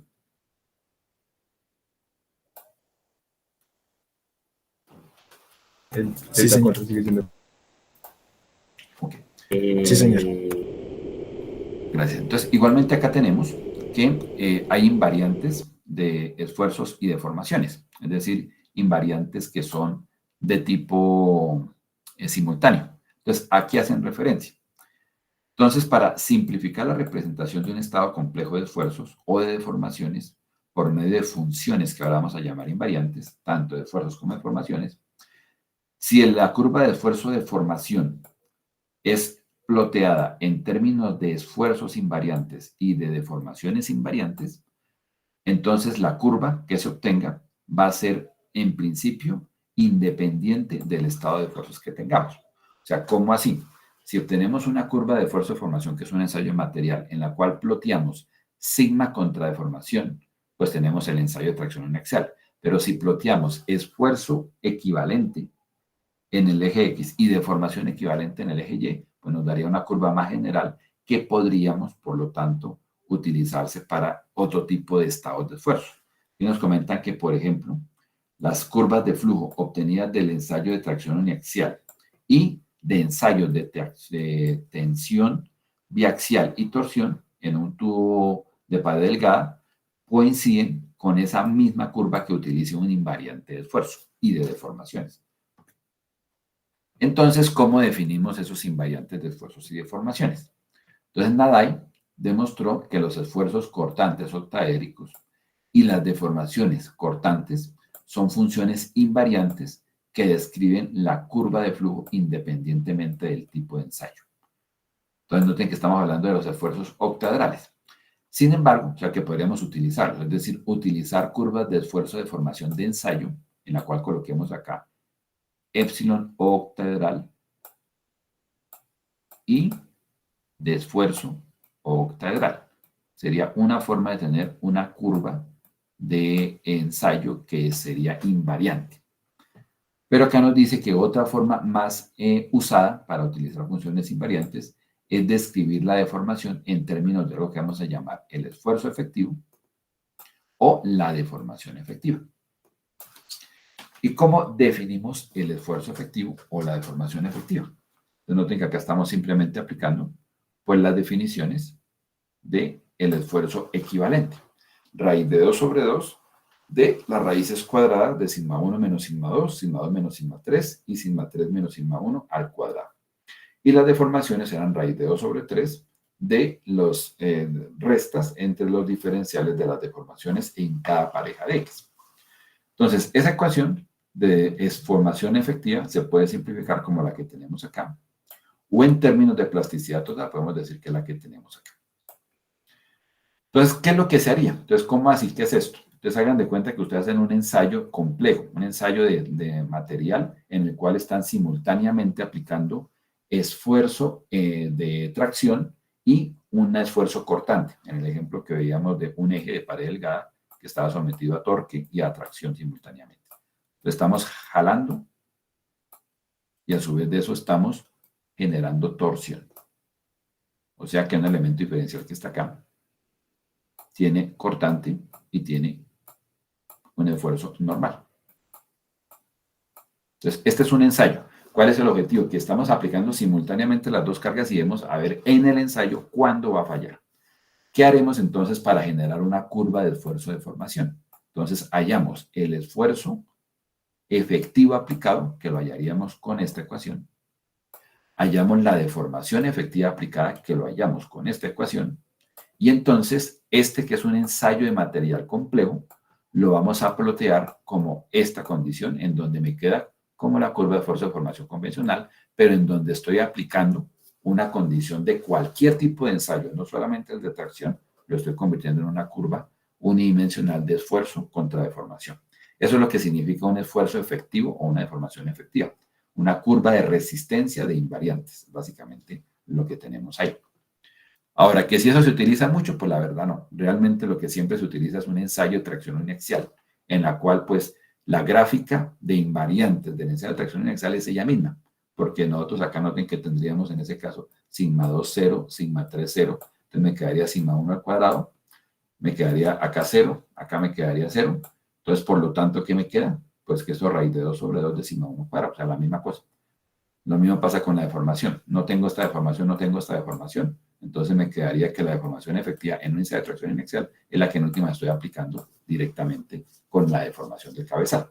Entonces eso aplicaría si hiciéramos un ensayo complejo para convertirlo en una curva que sea equivalente para un ensayo complejo o para uno uniaxial.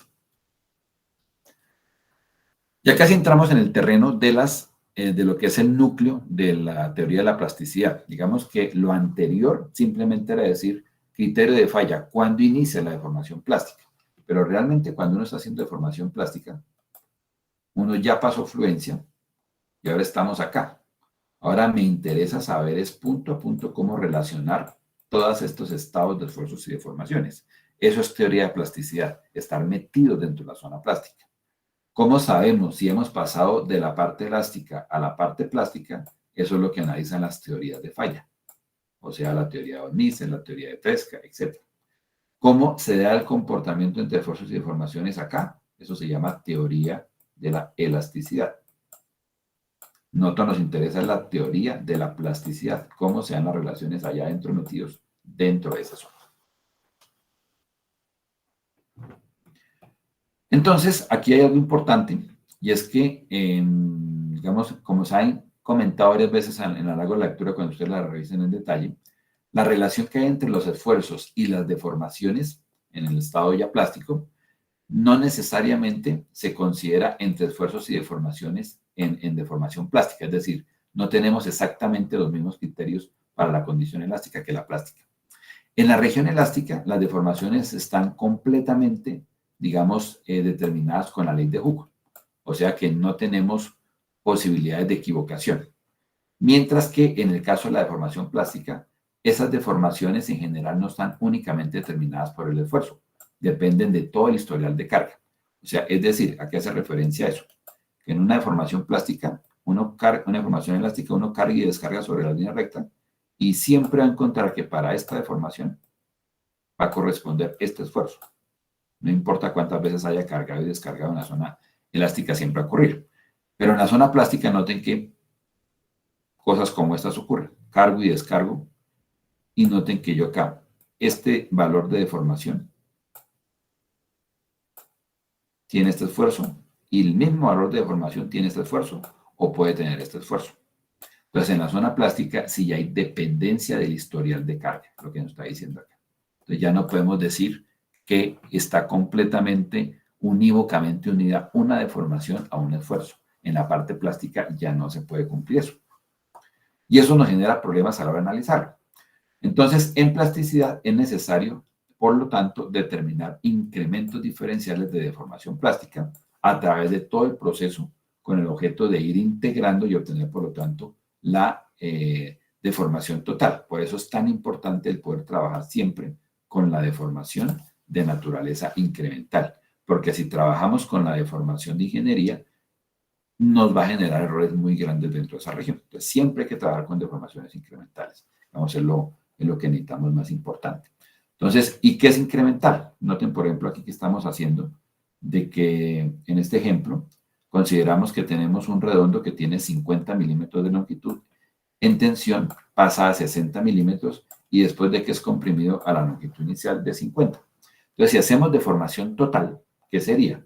Pues hacer la integral de dl con respecto a L, en este caso, que sería integrar entre 50 a 60 y le sumo lo que pase de 50 a 60. O sea, a largo de 50 a 60 y después me devuelvo. Y eso me daría en este caso igual 0. Pero si lo hacemos sobre la base de deformaciones incrementales, entonces lo que haríamos es integral entre 50 y 60 y la integral entre 60 y 50, pero en este caso es negativa. Porque son deformaciones incrementales, es decir, estamos ahí teniendo en cuenta que la deformación plástica se va incrementando a saltos. Entonces, en este caso ya la deformación total me daría que está acumulada en el material de 0.365. O sea que lo más adecuado es trabajar con esto. ¿Por qué es importante eso? Acá lo que me dice es que alargo una probeta de 50 a 60 y me vuelvo a 50, uno interpretaría a la probeta no le pasó nada, cuando realmente sí le pasó. ¿Qué le pasó? Pues que hubo un daño por deformación plástica. Llegamos con las mismas dimensiones finales, pero algo quedó acumulado en el material. ¿Cómo lo podemos mirar? Pues a través de este concepto, que es la deformación incremental. O sea, la información incremental acá me interesa siempre es ir sumando todos los procesos de deformación, independientemente de su signo. O sea, no se van a restar. La deformación plástica es un daño que se va acumulando constantemente en el material. Una particular clase en la cual se puede hacer esa deformación de tipo incremental es asegurar que durante todo el proceso de carga en la zona plástica se esté cumpliendo siempre con esto que tenemos acá. Y es que cambios del esfuerzo en la dirección 1 sean, con respecto a la dirección 1, sean iguales a los cambios que está experimentando en la dirección 2 y en los cambios que está experimentando en la dirección 3. Es decir, vamos incrementando la carga de manera proporcional en los tres ejes mientras estemos haciendo el proceso de deformación plástica. En esta teoría de hacer los estudios de deformación plástica de manera incremental, entonces tenemos el proceso incremental, que se llama así, o teorías de flujo, y también tenemos la deformación o deformación total, que son las teorías relacionadas con la deformación total que teníamos previamente. Es decir, yo puedo tener teorías de deformación plástica que se basen en eso, o teorías de deformación plásticas que se basen en esto. Las más acertadas van a ser las que se basen en esta condición, las de deformaciones incrementales. Por último, veamos entonces un primer modelo plástico. Entonces, ¿qué es un modelo plástico? Repito, es cómo relacionamos esfuerzos y deformaciones una vez ya hemos pasado la región de tipo plástico.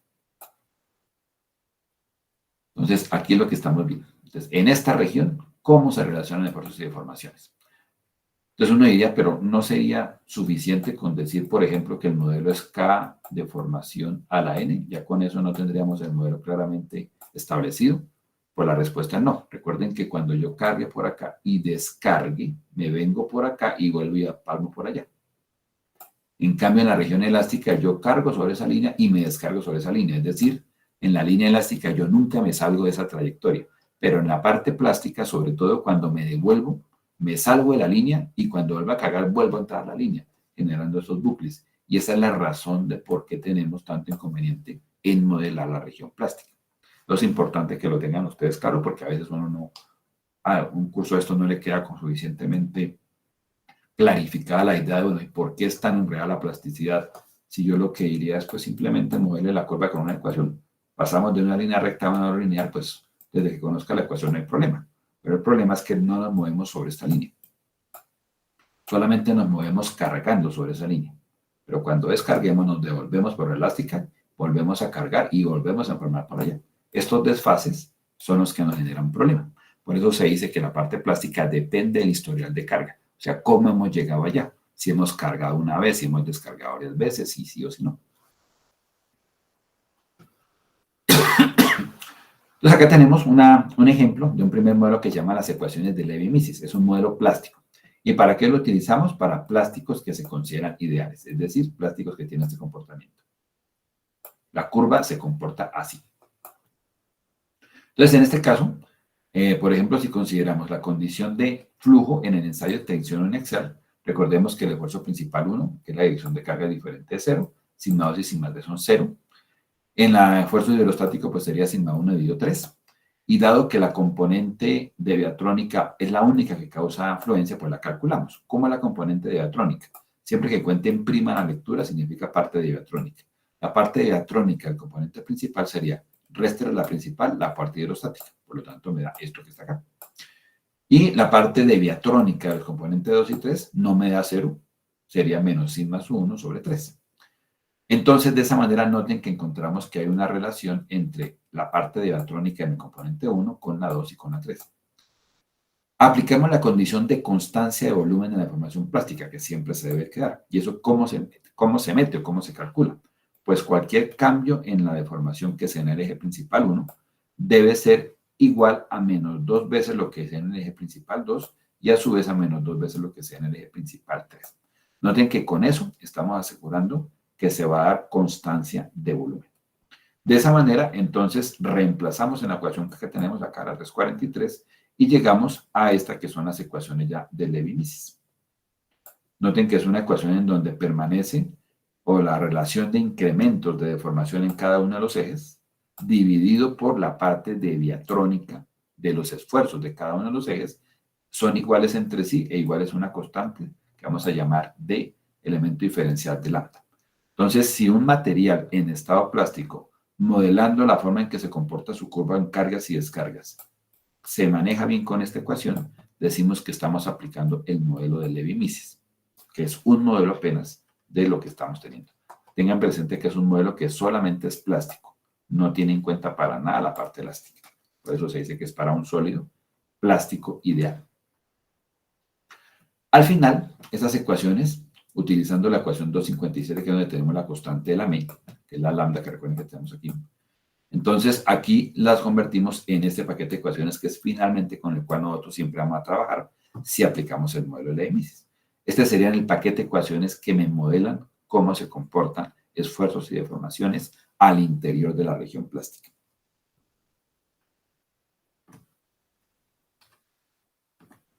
Entonces, un ejemplo de aplicación de eso.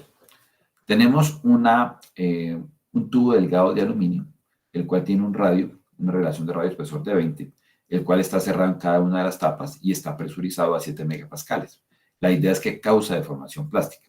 Entonces, si despreciamos la deformación elástica y vamos a buscar la deformación plástica en la parte circunferencial, lo que se llama la dirección del hub, entonces la deformación, la curva de esfuerzo de formación, la podemos representar mediante esta curva.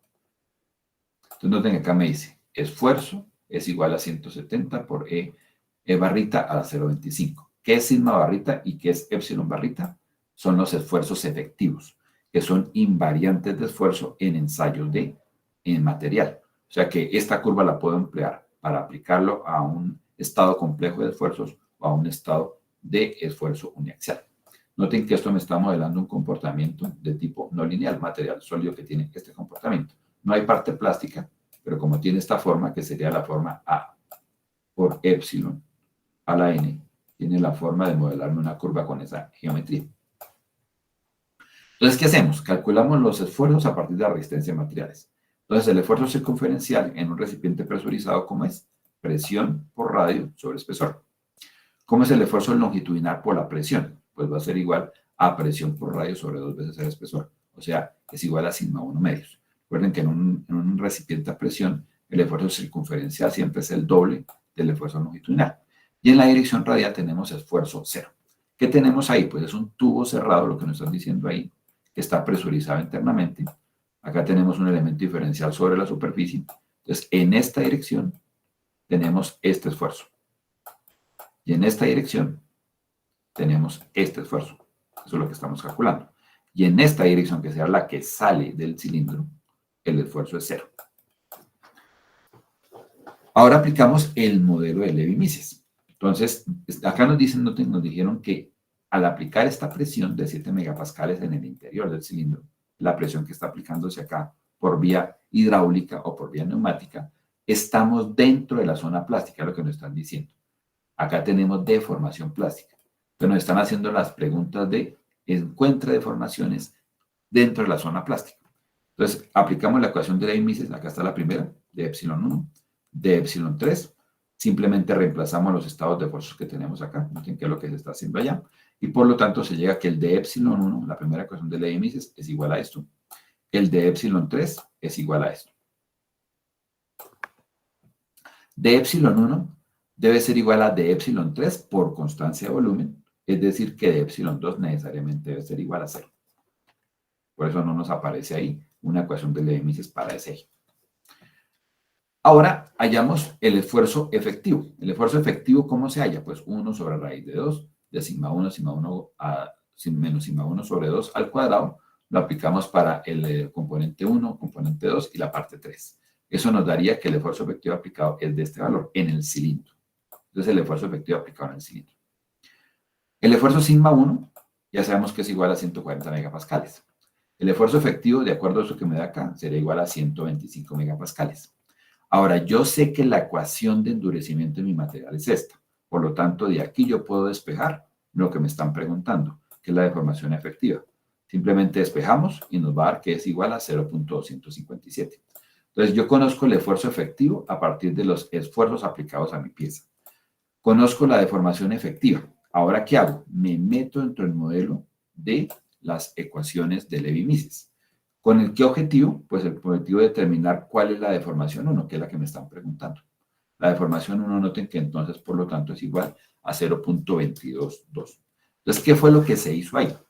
Lo que nos decían es que uno pensaría, pues si yo quiero hallar cuál es la deformación, pues simplemente calcule el esfuerzo efectivo, despeje de acá y esta deformación es la que me están preguntando.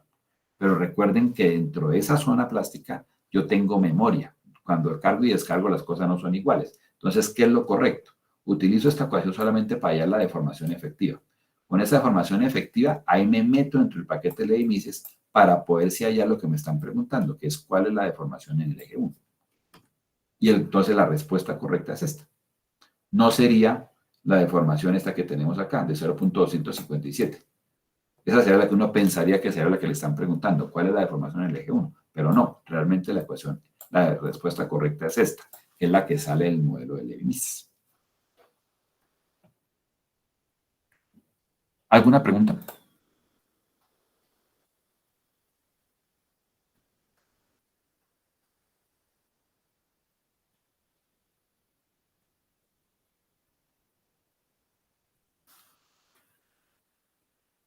Listo, muchachos. Entonces nos vemos en la siguiente clase para continuar con este tema.